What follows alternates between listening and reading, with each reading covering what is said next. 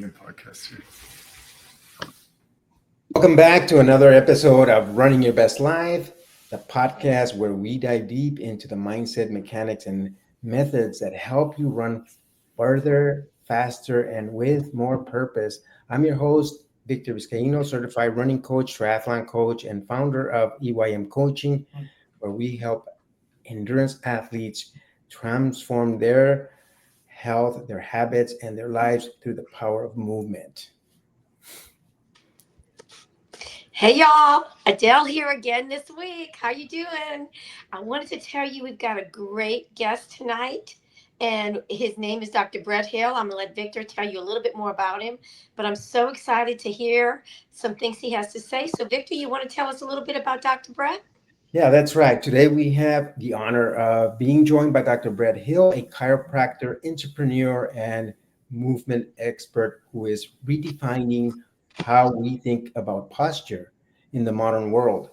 He's the founder of Experience Life Chiropractic and creator of YourPostureProgram.com, an online platform that helps people reclaim their health, energy, and alignment, especially those of us glued to our desks and devices. Most of us don't realize that the things we do all day long can affect how we age and then the longevity of how our bodies can operate, especially if we're endurance athletes. And some of the things that Dr. Brett's going to tell us a little bit about today is how we can use our attention focused on our posture and other things that he'll introduce us to perform well. It affects our breathing. It affects how we recover. It affects how we run and do all of our activities. But most of all, it affects how we show up in life. So y'all pay attention. We're going to get some great information from Dr. Brett today. Yeah, to start off, Dr. Brett, one of the things that really struck me in our emails was how you said that most running injuries don't actually come from running, but from people sitting down all day. Can you really unpack that for us? I'd love to. Thank you. Thank you for having me on the show, and hi to all your listeners. I'm excited to be here, and I love that question. I mean, it's something we don't think about. Most people will get an injury in there. They think, oh well, maybe it's from this or maybe it's from that. When it really comes down to it, it's a lot of these micro adaptations in our bodies that become the new normal, and it affects how we hold and move and carry our body. And a lot of that comes down to the posture system. When we think about posture, most people just think of sitting up straight or, I got to stand taller. But there's a lot more to it. It's a simple way to say this is how your unconscious nervous system is paying attention to your body all the time. And so when we sit, what it does, and if any of your listeners or yourself are sitting right now, think about how many hours are we sitting?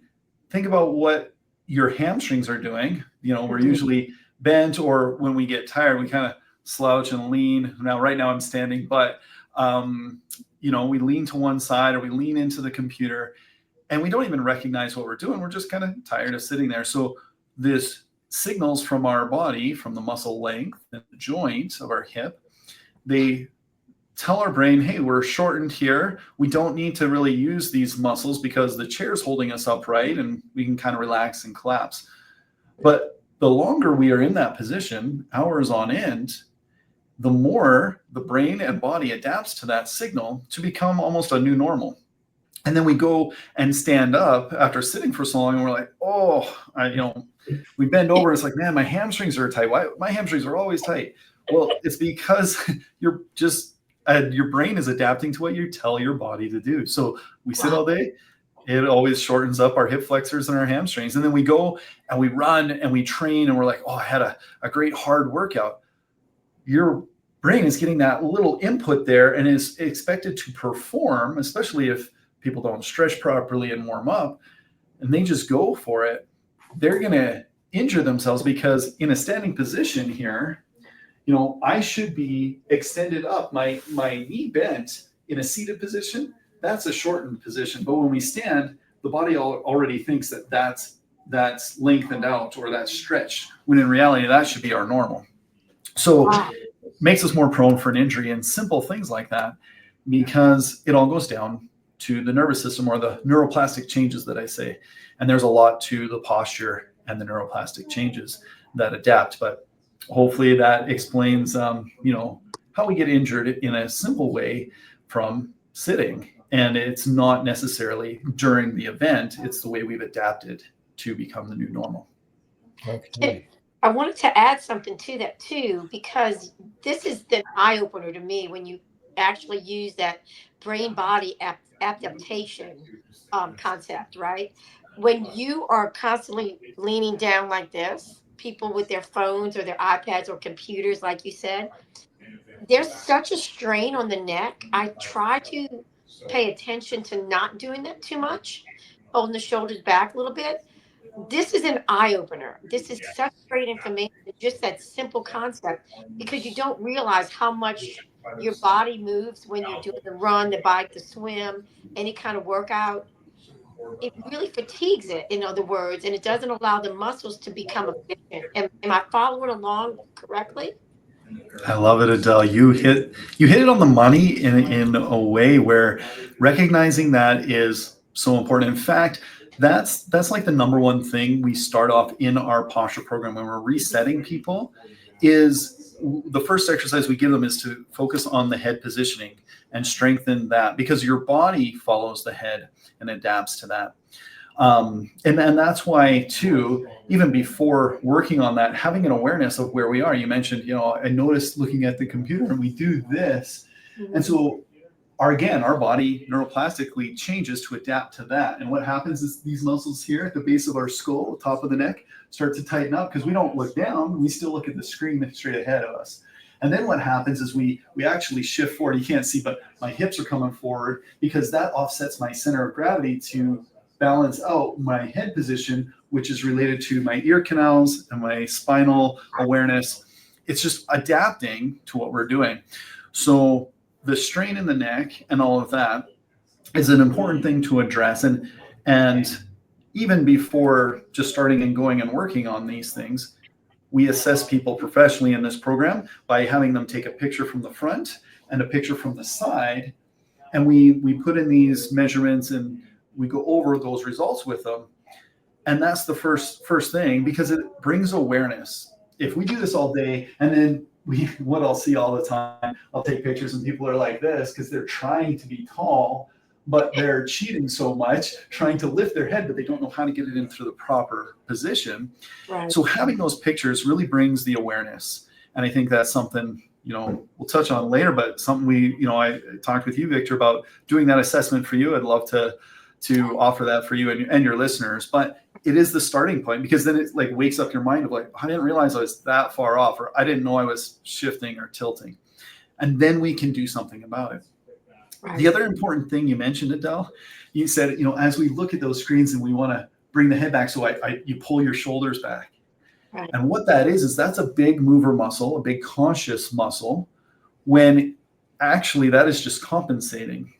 So we think, oh, my head's forward, I'm going to sit up tall and I'm going to pull my shoulders back, because that's how we know we can move the whole body. But what we actually need to do is focus on just bringing the head up, dissociating the head movement from the shoulders. Because when we pull the shoulders back, we actually engage these muscles of the traps, the upper shoulders, and those muscles are related to how we hold stress, or runners in particular. It's like shallow breathing. If we're tight in those shoulders, we actually want to focus on lifting the head. Dropping the shoulders allows us to expand our rib cage better and not use so much energy in trying to hold us upright. So if we're trying to pull through the shoulders and the traps, we're not efficient in our running or in our energy use. And so we actually want to dissociate by pulling the head up and back, relaxing your shoulders or dropping them a little bit.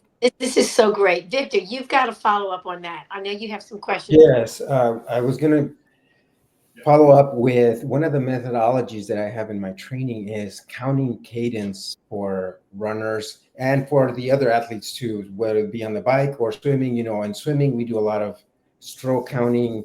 With the bike, of course, pedaling and revolutions per minute. But I take that time to be able to have the athlete really focus on different things. So their ability to focus their attention when they're running, when you're counting your cadence, all of a sudden it's like meditation where you're focusing really well on where your foot is landing and everything else. So when you start to talk about posture, I automatically start thinking, oh, this would be perfect to merge those two ideal things of your posture and your ability to focus on those things, your awareness. Because what I've noticed that some of the most effective coaches that I've had have been mostly in person, for example, doing the spin classes. And when you said, focus on your head, they'll have different ways of telling you how to do that. That is a more correct way than what we automatically do.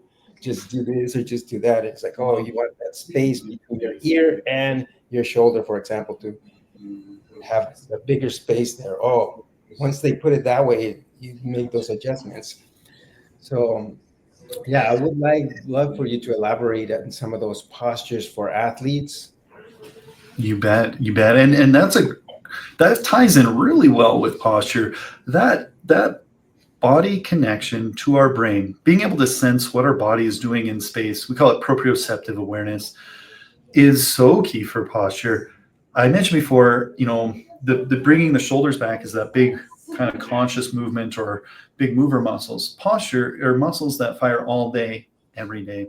If we can learn where the proper alignment should be, how to fire those properly, we can become much more efficient in that. And so it's really important, especially triathletes and these endurance runners and things, because they need to conserve their energy and be able to maximize their efficiency by having things lined up in that center of gravity pull. Those bigger mover muscles can focus on propelling you forward, in keeping cadence versus maintaining balance and stability. If our head's forward and our center of gravity is off, we have a tilt in the head or the shoulders, it's going to be fighting a little bit harder, and there's more brain power, more energy to maintain that. So having body awareness of, as a runner starting to drop the shoulder, or someone biking starting to feel the fatigue in the lower back, most people think, strengthen the core. Well, the core is part of firing your back. I tell people, if you put your hands behind your head and don't necessarily pull back, but you want to think going from in through the ear to the back of the head, kind of at a 45-degree angle. Push your head up and push back, keeping your nose and eyes straight. If you push hard into your hands, you should feel tension into your lower back. That is because these muscles are called synergistic muscles. The stability of our lower back is related to our head position. That's why I say the body follows the head, and it's really important to start with. So having body awareness, where a lot of people think bringing the head back and they might just either look up or they lean their whole back, they're not getting good activation to these small muscles of the lower back for stability. Again, they're compensating, and if their brain doesn't know that, they're going to compensate all day long thinking they're fixing their posture, and they're just working harder. So having that body awareness is really, really key. And to be honest, that's one of the hardest things with fixing posture. People think, oh, just give me some exercises and I'll go ahead and do that. And every time I'm like, you can try, but you're going to go back into what you think fixing your posture feels like, and it's just compensating in all the muscles you don't know how to fire. So it's really, that's the biggest key. The secret sauce to our program is we help people be like, you should feel it here, just tweak this a little bit. And by meeting with them once a week, we guide them on feeling that, in correcting little subtleties. But as they do it, and it goes into a client, makes me think of one of our clients we've taken through. He is training for a triathlon, recently completed one, but he would also have to travel long distances and was driving for long periods of time. And he was like, my back just kills afterwards. And as we got him to feel these little changes and activate the right muscles, he's like, this last trip, I really focused on everything you talked about. Every time I would remember to sit up straight and, engage the muscles properly. He's like, I got done this. It was like a 12 or 15-hour trip. He's like, my back didn't hurt. He's like, I told my wife this was amazing. He's like, I went for an hour and a half or 2-hour bike ride and it was fine. No problems. He's like, it works, but it was just about recognizing what those muscles are and using them properly. Wow. You know, At go 6, ahead, Adele. I could still be running with some of this information. I could be running really well. Go ahead, Victor. I know you had a question for Dr. Pratt. Well, I was going to ask more about the driving part, because that's where I've experienced where I've gone on long drives and I was having a little bit of a sciatica pain. And I've talked to my sister and she's experienced the same thing. It's like this excruciating pain when you're driving and sitting on the nerve, it seems like it. But the last one I did, I experimented with just moving. It's like, oh, why do I have to sit on it that whole time? So I was listening to music and just moving my body at the rhythm and just moving all those muscles, even though they were small, tiny movements, but never just completely sitting on it still. It's like, why do I have to that was my question. Why did I have to sit still? Yeah, that's good awareness. And that's the thing. A lot of times doesn't have to be a big grand thing. It can be something small, something simple that can make a big difference. And so when we're sitting still, and if you think of sitting in a chair, and it can be any chair, we aren't actively resisting gravity. The chair's holding our hips up, our body can relax back. And so the muscle system that acts as like a suspension system in our spine, like a puppeteer, where as the head lifts, the whole muscles hold our spine up. But when we're sitting in a chair, it allows that to just collapse. And we can compress the discs and the joints, and we get inflammation in there. So when we're not moving or activating anything, our brain isn't getting a signal to say, hey, put blood into that area, use those muscles a little bit here. We don't get that movement and nutrition into those joints. So when the chair does the work and we're sitting on that, we're just collapsing into the gravitational pull. With movement, we have to activate the core a little bit. We have to shift that weight. And again, it activates that suspension system just a little bit. And so there's a couple things I recommend when driving for people. And a lot of times we think of posture as just sitting or standing, but it actually impacts how we run, how we bend over and pick anything we're doing. We're either using good or bad postural activation.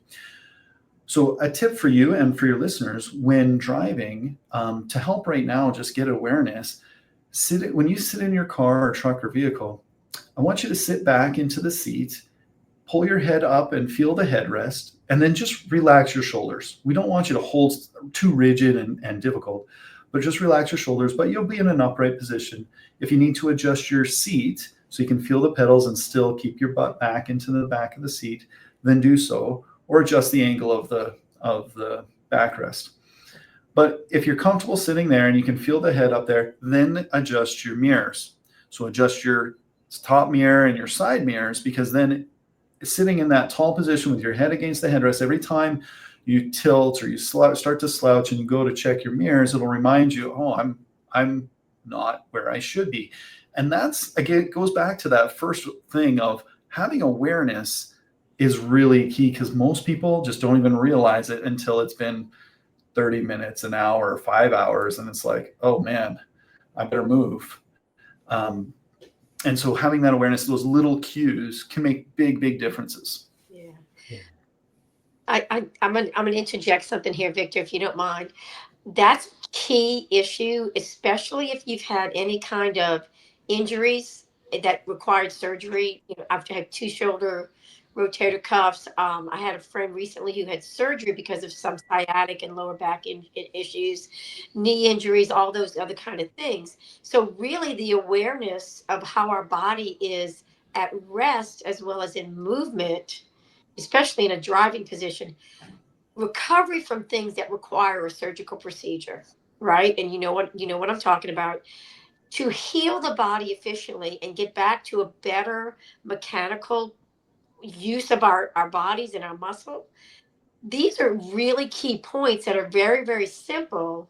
And I love the trick of moving the mirrors, because once you get back in that position, oh, reminder, it almost becomes intuitive down the road when you use those little techniques to remind yourself, sit back a little bit, head back a little bit, reach a little bit differently. So I love that concept of the little cues and the little tricks. And Victor, I know you had some other questions about the driving position as well, but these are wonderful cues, Dr. Brett. Great. I'm Yes. glad.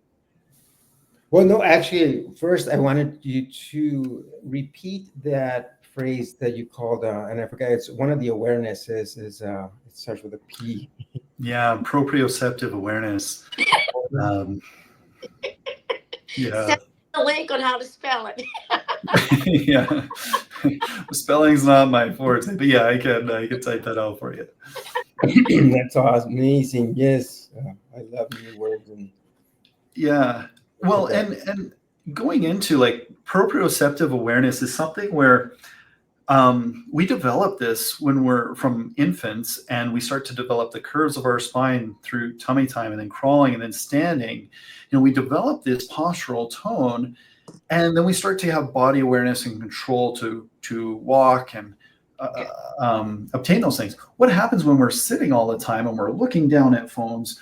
We are losing that loading of our spine, that healthy is what it does. It fires this frontal lobe area, which is really healthy for brain processing and body awareness and motor control. And when we don't use that, when we're sitting more, we're looking down, we are losing a lot of that activation. And we start to, as we age, we go back into that kind of childlike positioning, and leads to further problems and a lack of body control and awareness. So that proprioception. But it just takes little things to keep that. What I'm saying here is, you don't ever see someone walking down the street hunched over, looking, that hunchback look, and you can tell they're aged, and think, that looks like health. That's where I want to be. We automatically can correlate that to, that's not healthy. There's something there that a lack of mobility, and something it doesn't look healthy. So our posture relates to how we think about ourselves, how we feel, the energy we have. It really relates to so many things. And to be honest, that's why we developed this program, correcting people's posture, because we saw chronic problems. We saw the same problems, and most people were working at a computer. And we developed this to address so many of the health issues. If they get to the root of the problem, back to the fundamental things of our spine and our core system, a lot of these problems go away, and it empowers them to maintain that health a lot longer than just kind of a quick fix until the next injury or the next problem and things, which is all stemming from the same problem. this is a good segue for you, Dr. Brett, to go ahead and tell us about this program, because I know that you offered me a free assessment, and to our listeners as well, but I would love to learn more about that assessment and how it works.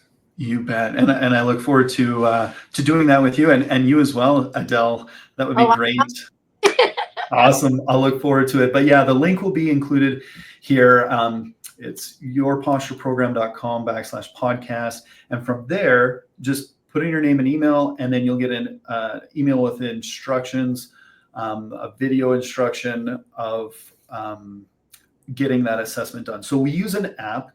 It's through Posture Screen Mobile. The app you'll download is called Remote Screen.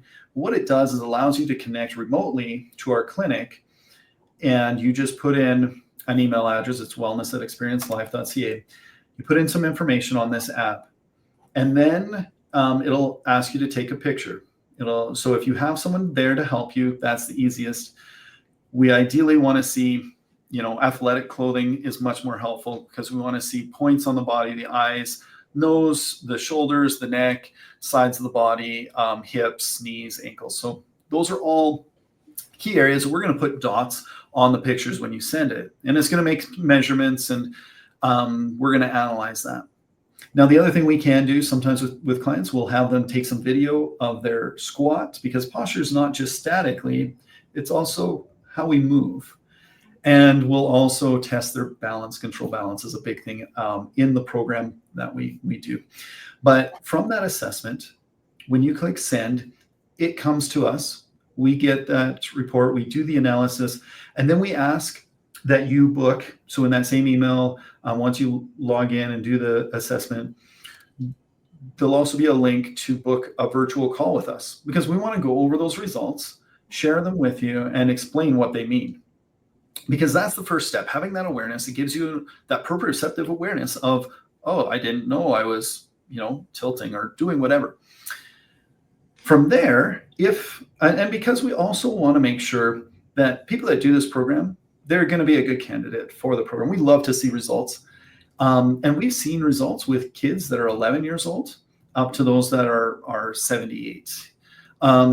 So it's a wide range of improvements that people can have, because youth and kids today are constantly looking down and have a host of issues with posture. It's not just as we age. And so as we go through the program, it's a 10-week program. The first week we focus on the head.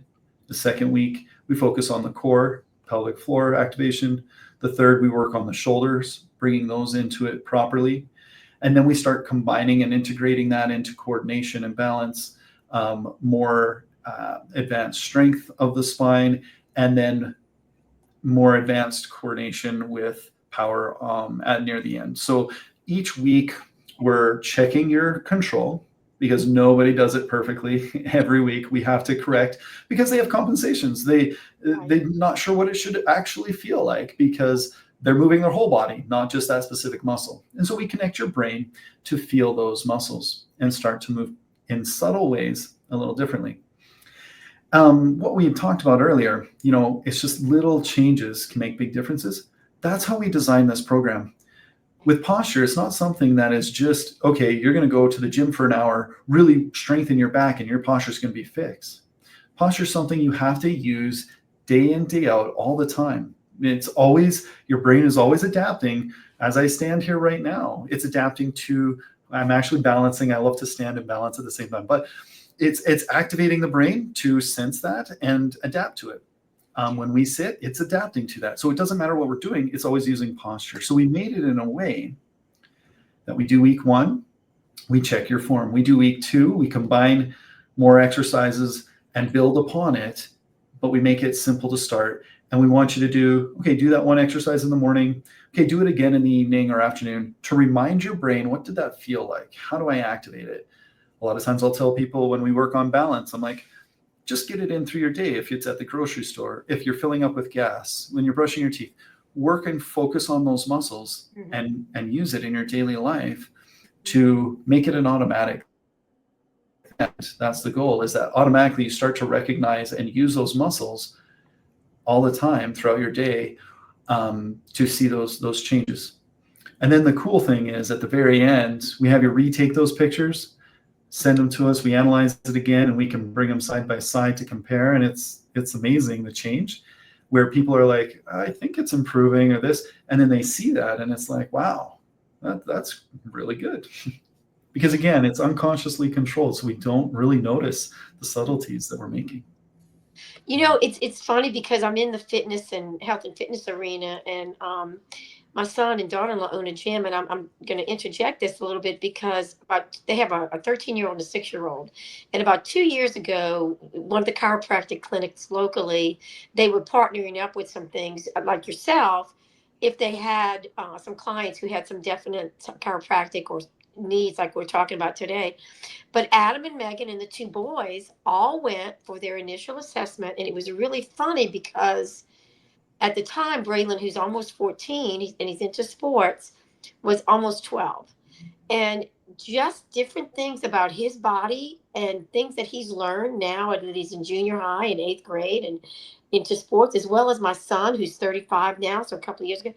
The things they learned, because they were never exposed to those type of attention type services, have made a game changing difference. Even the little one who was going on 5 at the time, 4 or 5 at the time, they could help Cooper adapt as he's growing, because of course, as they grow, one of the biggest things is I went over there with them one day to do an initial assessment, and I was blown away. They said, "Wow, you're really healthy, Mr. Dale. Tell us a little bit about yourself." And so when I did, and different injuries or different surgeries I've had, they said, if you did this, and it was very subtle, Brett. It was very subtle, but the beauty of that is using that, like cycling the neck and things like that. It really has made me efficient, but also pain free after, because you do get fatigued doing all that. I think Mhm. this program that you have is something that should be introduced to every segment of society, especially seniors who Mhm. not necessarily are athletes or physically fit, but just to know that their bodies can be more efficient. If I looked at some of the things that the thoracic, the digestive dysfunction, all of those things. If the brain body adaptation starts working, and the body physically starts working, it's just like improving the internal and the nutrition and everything else. All of this will make such a miraculous change in their lives for longevity. And I I'm love it. excited. I'm so excited about it all. Yeah. But thank you for all of this information. Victor, I know you had some questions about some of the other things that Dr. Brett does with his program as well. Yes. Before I get into the questions, was I wanted to share the correlations that I see Mhm. in endurance sports and in some of the athletes that Mhm. I've helped, and just how much we're not aware of our posture when we're fatigued. For example, I was the pacer on one of the marathons in Coeur d'Alene, and this gentleman was going to follow me as the pacer, but then he went on his own, and I was the 4 hour pacer. And at mile 24, I caught up to him. So he had gone ahead of me, but at mile 24, I noticed he was like out of energy, Mm. was hunched over big time, and he asked me, "Are you still on pace?" And I said, "Yeah, I am, and so are you. But you need to straighten up because you're just way too hunched over." So I said, "Straighten up, look forward, and you got this." And he did. He straightened up, and at the finish line, he gave me a hug because he went way ahead, and he shaved like a minute off his time, Oh.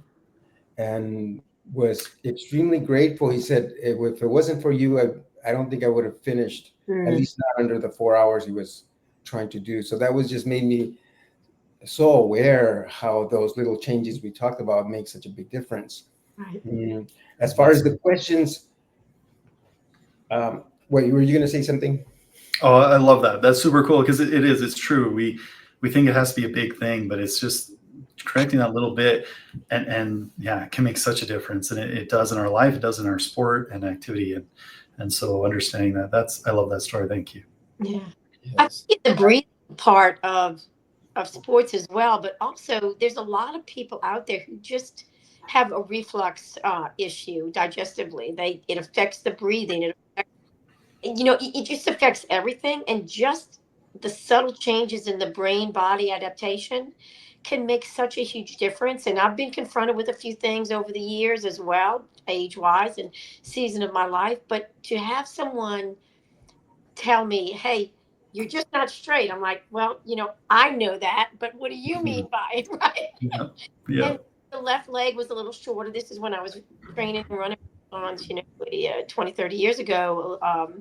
But the biggest thing was knowing that that left leg was a little bit shorter, and knowing how to adapt that while I was running long distances, and I was competitive, basically a nationally ranked tennis player at the time as well. the the subtle changes saved me from that fatigue in the sciatic, in the butt, in the glutes, in the hamstring, because that was always going to drag. The left foot was always going to drag a little bit. It was so subtle, Dr. Brett, but it made an incredible impact in how I've aged now the next 30 years, and how I adapt that concept, because it's become intuitive, right? make sure I'm more aware of how I'm stepping. If even a fast walk. What am I doing when I get off the bike? Because I always go to my left. I'm left-handed. Make sure that I don't put a lot of pressure on that. But also when I swim, when I'm pulling, whatever I'm doing, picking up grandkids, whatever, that subtle change for me it's an intuitive change over time. And I think a lot of the things that you're introducing in your program become intuitive, become automatic. But it takes a lot of intention to get to that point, but also the training that you can give your clients. Um, and if they are athletes, the performance level can it just take off. So, thank Yeah. you. Yeah, well, thanks for sharing that, and I appreciate it. And you're right, like athletes typically have better awareness of their body, so they can progress easier and faster with it. And yeah, they will notice those big changes because everything they do, they start to engage these muscles in a subtle way, and it's like, oh wow, I've got more strength for those that are lifting or for those running and biking, especially. It's like, oh yeah, I can stabilize that better versus that fatigue and drop. I have a quick question, Victor, if you don't mind. When someone has surgery, do you offer any kind of post surgery therapy type information and programs for them? I know there's always physical therapy out there, depending on the surgeon or the orthopedic. Do you offer some post surgery recovery techniques as well? Your program or another program? Yeah. Well, it's very, with surgery, it's very specific to what that surgery was, other conditions with that patient. So in clinic, we'll work with in-person um, clients, but we don't have one online like we do the posture program Okay. for those reasons. Okay. And that's probably what I was anticipating your to be, because surgeons are specific in how they want their patients to heal. And obviously they would use your services when necessary to get the patient to the point that they want them to be at. So thank you. Yeah. Oh, great. Thank you.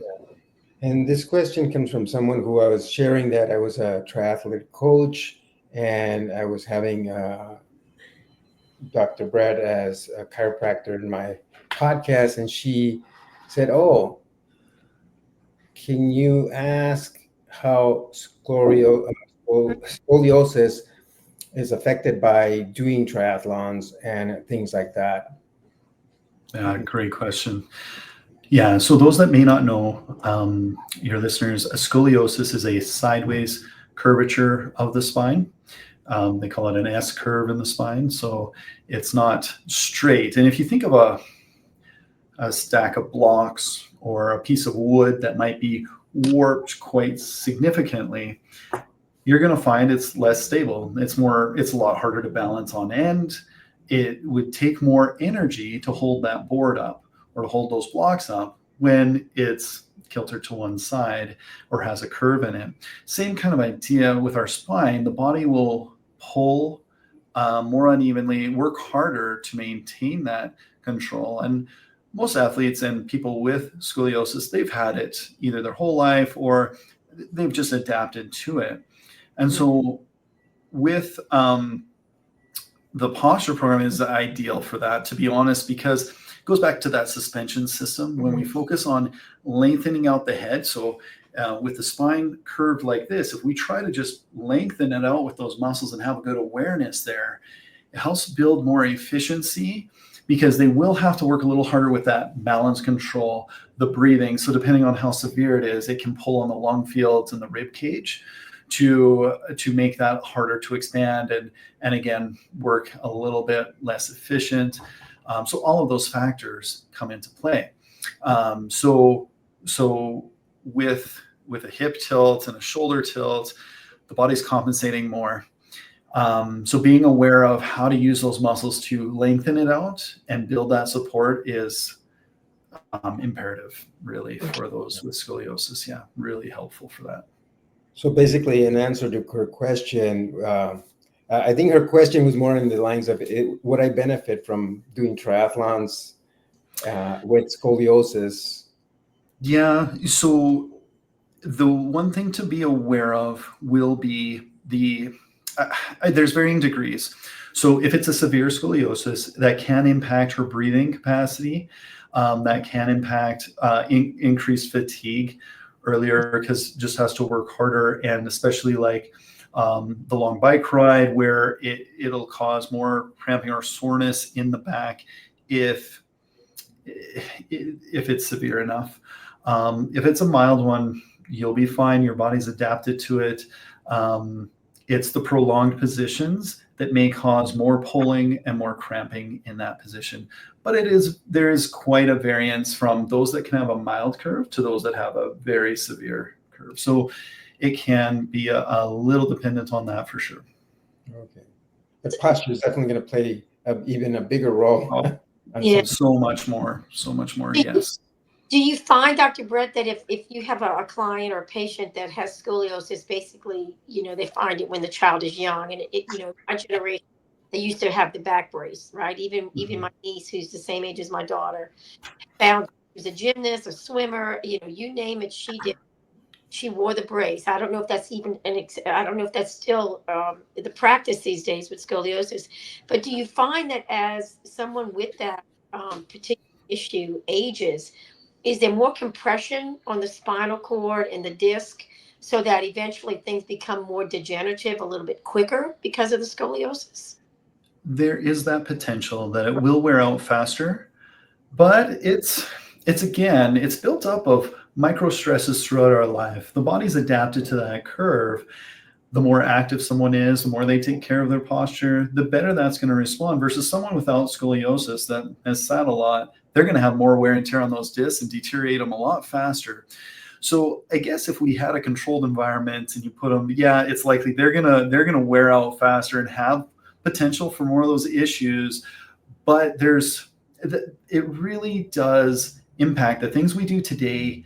If we think 10 years down the road, 15 years down the road, they're going to impact that. It's going to adapt these little things we do daily. And this is, again, why I'm so passionate about posture, and my clinic is called Experience Life Chiropractic. The reason for it is I want people to experience life, not today, not get out of pain today, and then go back to what they were doing, but live today in a way that transforms them to be empowered for 5, 10, 15 years down the road to do the things they love to do.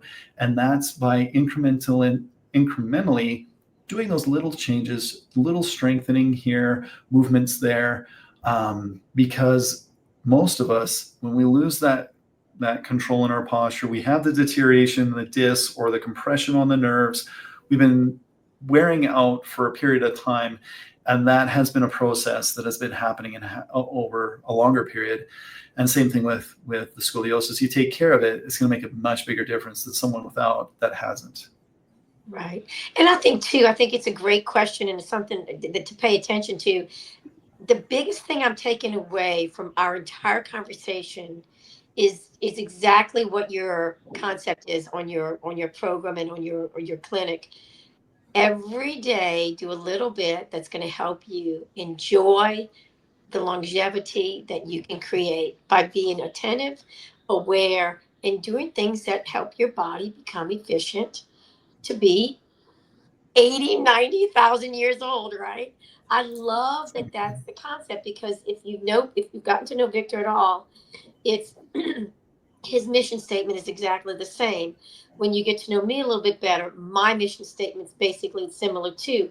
Do the best you can each day, both mind, heart, spirit, body, the whole bit, because you want to be there for another 10 years, another 20 years. You want to see your children, grandchildren, potentially great grandchildren, but you want to be able to have everything functioning.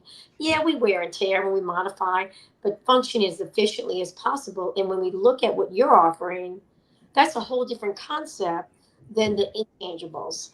And when you have athletes, they are more aware and they want to do another 60 years, like I have, like Victor has. Well, he's a lot younger than me, but anyway. But I love the entire concept of how you present all of your training and on your programs. I just think it's what people want now. They don't want. I don't want a quick fix. I don't want to go to the chiropractor. I don't, adjust me. Whatever it is they do, I want the whole package. I want the whole wellness transformation. And those little tiny things that you can teach people to do each day do become intuitive. They become aware of how much better they feel down the road. So I love, love, love the whole concept that you're presenting to us today. And thank you so much for doing that. You're welcome. I loved it. Thank you. Thank you. Thank you, both of you. It's time for us to wrap it up. Unfortunately, I could sit here and talk forever about posture, and I look forward to this assessment. I want to do it, and maybe this will lend ourselves to do another podcast talking about the results and the findings of our test. I'm hoping Adele does the same thing, and we could share our findings and see how we're doing on our own posture. That's a good idea. I'd love to do that. And don't forget to ask Dr. Brett our question. Don't forget. Yes, of course. Yeah, Dr. Brett, I ask all of my guests at the end of the thing, if I remember to ask, is what is running your best life mean to you? Running my best life, to me, it is being intentional with my time to do the things that I want to do day in and day out. Time's the one thing to me, it's the most valuable commodity. Living today, and not just working today for tomorrow, but living today and enjoying what I have today in a way that will help me enjoy tomorrow and the next day. Whether it be with my kids, being intentional with them in the time I spend, or in taking care of my health, or whatever it is. So that's. Oh, I love it. Awesome. I love it. I love it. It goes right on with your mission. That's beautiful. Mm-hmm. Thank you so much, Dr. Brett. And where can our audience find you? I know I'll put the links of the assessment so they get their assessment. And other than that, where else can people find you? Yeah, that's great. Now, if you know me, I'm not a social media person. So personally, you won't find me on there. And I can go on, I do talks on social media, tech usage and posture, but there's lots there. But the best place to find me would be yourpostureprogram.com. You can email me as well at Dr. Hill at experiencelife.ca. That's experience life without the E in front. Okay. All right. I'll put those links on the show notes so that people can easily grab them. I so much appreciate you, Dr. Brett, and thank you, Adele, both of you. This was amazing, and I love it. I appreciate it. Thank you for having me. You guys have been wonderful. It's nice to have these conversations, and I really appreciate it. We can't wait to have you come back again. And I'm going to be traveling a little bit, so I'm going to be paying big attention to what I'm doing next week when I'm in a whole different state doing all kinds of different things. I'm going to pay close attention. I'll give you a good report on the way back. Love it. I love it. Good. Love to hear that. Thank you. All right, guys. Till next time. See you next, probably Wednesday. All right. Take care. Bye, everybody. Bye. Bye. Take care. Thank you.